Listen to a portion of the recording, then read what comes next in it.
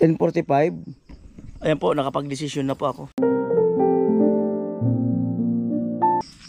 Yan. Ayos. Ayun na. Sulas.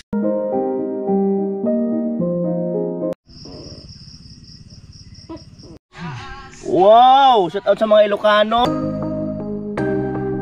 Eto, 5:45 ng hapon mga kanoli. At itong vlog na to, kung ano lang ang magiging kaganapan dito sa aming unang gabi dito sa bahay ni Ekang, no?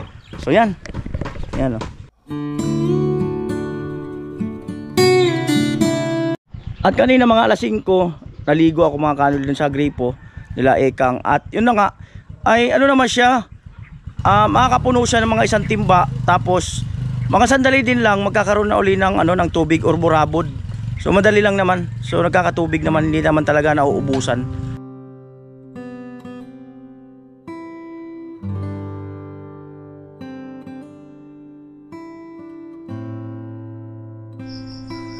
Ayan po, bali 6:25. Ayan na po, 6:25.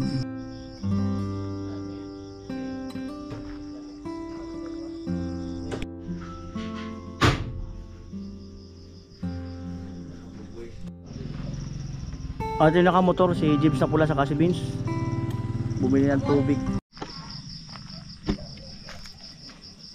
6:35. Yan, ayun duyan ko. Si Vince na yun, nakahiram kang duyan kay Kuya Ime. Yan po ang kaganapan dito. At doon nagluluto si paring Jason. Ayun po, paring Jason luluto.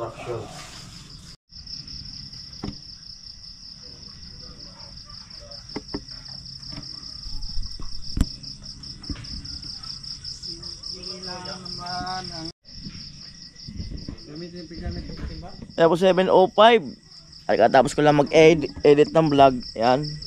Siyempre nag-update din ako kay sa mahal ko sa buhay. Ayun. At malapit na kaming kumain. Uy, sumabit. Malapit na kaming kumain maya-maya.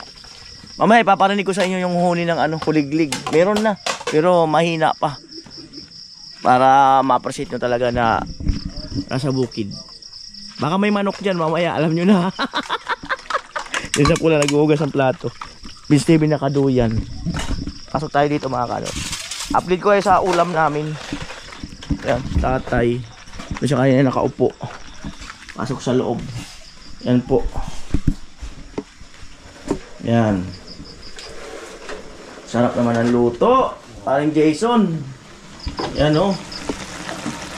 Uy, adobo today. At ito po yung kanin, rice cooker. Medyo puno yan para baka maparami kami ng kain. Yan o. Kasi kanina may bahaw pa. Kanina medyo alang-kanin yung sinaing ni Jim sa pula. Tanghali. Yan. Ay, ano pala si Ikang. Hello Ikang. Hello. Hi, dito ka na kumain. Unang tambay sa bahay ni Kuya. Dito ka na mag-dinner. Tay, ano masabi mo nandito tayo ngayon? Ayos, sanay ako dito. Pupunta ako sa gripo kaya pagbubuhay ko cellphone ko.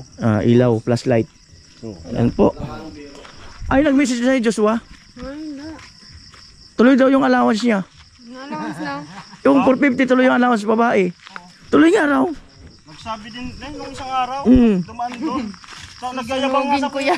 Kuya, alam mo ba Kuya? Oo. 400 yung trabaho ko. Oo. Tapos libre bahay, libre kuryente, libre tubig. Babae pa. Oo. Di ko, wow. Sabi ko sana ulit nga ako eh. Paano ba ako yung asawa mo? Paano ba ako yung asawa mo? Wala. Yung asawa ko yun. Pero pag sa malayo, paano naman ako? Sabi nga nila, ano yun Vince? 14 meters away in the house, single. Hindi yun eh. Yung kanina tanghali. Ano nga yung Vince? Yung kanina tanghali. Ay, doon ka. Baka madulas tayo. Yeah. Yung Ano yung sabi mo kanina kay Ekang? kanina tanghali? Oo. May sinabi ka. Kakapanood ng telenovela. Oo. Kasi si Ikang, di man sa nilalahat ko, no?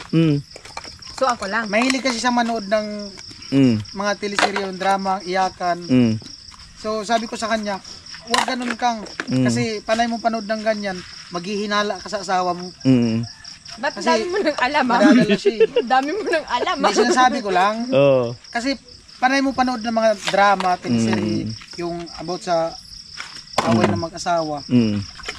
Ano eh, magiging complete yun sa'yo. Isipin mo, siguro ganito yung isipin ko ganyan. Hindi, pangit yun kang. Kailangan maging happy ka lang sa asawa mo. Kailangan ang panoorin mo na lang, Team Paway. Yun yung ginusto kong ito. Manood ka, yung vlog na lang namin ang panoorin mo. Oo. Nakatulong ka na, Oo. masaya ka pa. Di, maganda rin pala na under ka ng asawa. Bakit? Kasi pag ganitong malayo, na-adapt mo yung, katulad dito, nag-uugas ako ng plato. Ano ba sabi mo sa sipag ni James Tapula? Pwede na ba magpamilya? Ano masabi mo sa sipag? Sabi ko, Ano sa sipag niya sa kusina? kunti Swerte pa. na pangasawa niya. Kunti pa kuya, kunti pa yan. Kunting ano.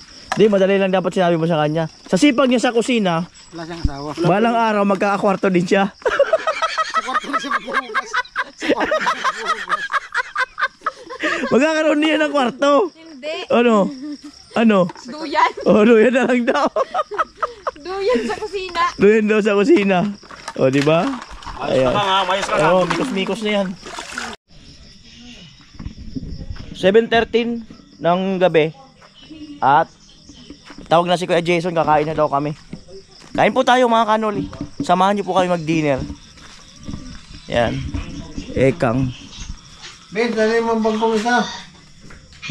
Ikang na chicken manok, adobo. Luto ni Parang Jason. So, yung pagluluto po nito, abangan sa channel ni Parang Jason. Ayan, at ayan. Ikang! Tayo na. Ayan, yung kanin. Kinabas ko ako. Wow! Dito na po kami sa bahay niya. Let's do this! Amo!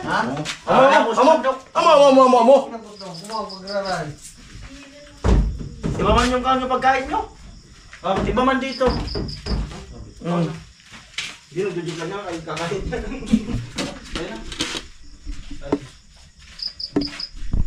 Ay, okay lang naman. Kahit hindi ka kumain, kaya man namin yan ubusin.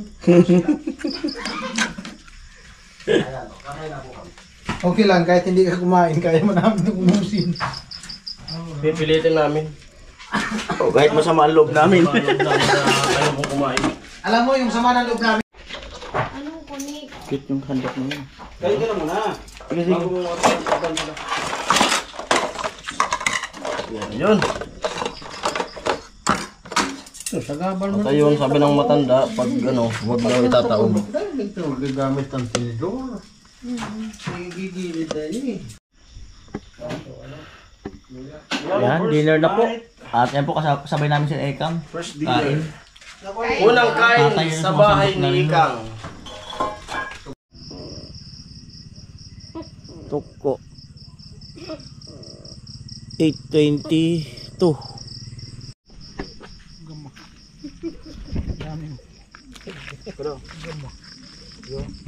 Ay, yung sa dagat, hindi man yung Talangka.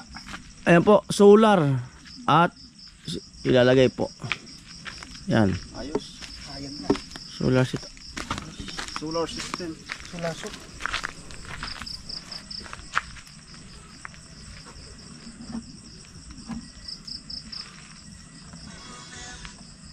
Pag doon. Tingin mo doon. Pag doon na arap. Yun. Amo ay.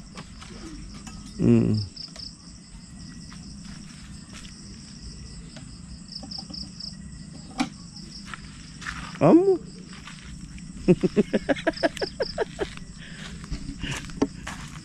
Tan. Nang maayos. Ayan po, time check. 9:49 ng gabi. Yan, James na pula, nakalatag na ng tent. At yung tent ko nandun sa sasakyan. At naiwan ko. Hindi ko alam kung dito ako matutulog. Papaumaga. May kumot naman ako doon, pwede magtakip ng ulo. At may jacket ako doon. Ang dalawa option ko, dito or doon na lang sa loob. Si Vince, yan. Pag mag-second option ka, ako dyan. Iyaano ko yan doon eh, tatali ko sa loob. Yan. Si Vince yan, hindi ko alam kung ano ang plano niya, kung dyan siya or magtitent. At si tatay ay, yun, Nakaiglip na si tatay. Yun. Yan. At lahat ng bintana ay bukas pa, no? Mga pintuan ay bukas pa naman. At maaga pa naman. At meron naman kaming kapitbahay dito. Yan. At nandun yung solar. Ka-set up naman. Ito pa niya itong isara. Yan. Para at least doon na lang ang focus. So bukas, hindi ko alam kung tatanggalin na yun ni tatay yung ano na yan. Yung binuhusan kanina. Yan, at meron kami tubig dito. Siyempre yung yan, nakasarado na yan. So mamaya update ko po kayo kung ano po ang ibang kaganapan. Pwede naman itong nakaganyan lang. At least pasok pa rin yung hangin, di ba? Yan ang kagandahan sa ano, sa ganyang bintana. Si tatay ito ang tuwa rin dahil sa amin niya, sanay na sanay ako sa ganito kasi dati nga siyang ano, yung maraming trabaho siyang inanuan sa Maynila. Dati siyang foreman doon. Yan, kaya okay lang sa kanya yung mga ganitong sitwasyon. Dati nga ano, yung layout pa lang, pag-uukay pa lang, yung mga malalaking establishmento, yun, doon sila, kasama niya yung anak niya. Motor ni ano, parang Jason, motor ni Vince nandun. Yan, eto. Maraming mangga dito kay Jason ah. Di ka kumuha. Di naisip ni parang Jason. Yung mangga, ayun, napakarami pa. Yan lang po. Ito ang bisyo ko. Ayan si Pula. Ito ang bisyo ko. Kumakain ng ano, cornic. Ayan po. Kabilugan ng buwan, kaya lang medyo madilim pa. Awan ko lang kung mamaya lumiwanag yan. Pag lumiwanag yan, try ko magpalipad ng drone kung ano ang... Kasi may napanood akong vlog eh. Nagpalipad siya ng gabi. Pero sa Manila, yun sa Fairview niya ginawa. Kasi maraming ilaw dun eh. Yan. Yan lang po. 10:45. Ayan po, nakapag-desisyon na po ako. Dito ako sa Duyan. Si Vince doon. Magkapatid dito. Si tatay doon. Ayan. At papahinga na po ako. Mamaya update po ako ulit kung ano po ang iba pang kaganapan dito. Pagka yung medyo parang malamig or may kakaibang pakiramdam, papasok ako doon sa loob.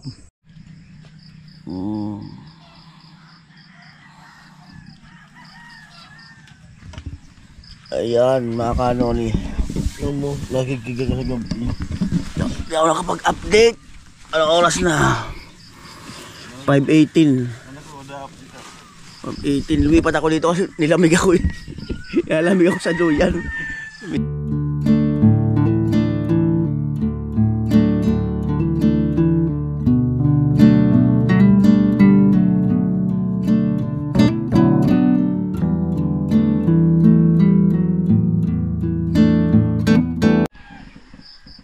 Yo! Ano le, good morning.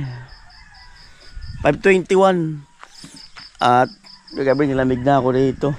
Lumipat ako dun sa loob. Nagulat kagabi si Kuya Jason, umaakma pala na suntok. Gumano kagabi. Oh, di na alipungatan. Di ba nung siguro matagal na nung nagising siya.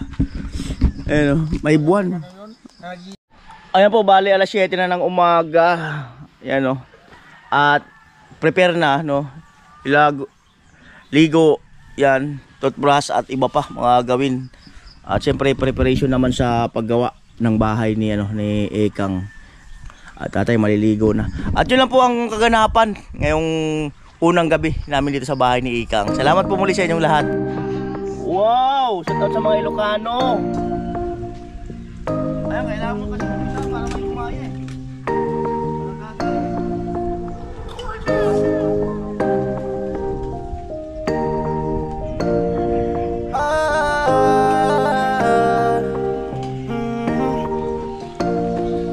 Kung sa pagtulong ng usapan ko, yan ulit sa kalam. Wala na akong masasabi sa taon na yan. Kasi siya ay kakaiba, masino una pa. Ang pagtulong niya sa kapwa, doon na siya masaya. Kung sa pagtulong ng usapan ko, yan ulit sa kalam. Wala na akong masasabi sa taon na yan. Kasi siya ay kakaiba, masino una pa. Ang pagtulong niya sa kapwa, doon na siya masaya. Kuya Noli sa kalam, di tulad ng iba dyan. Kuya Noli sa kalam, matuwid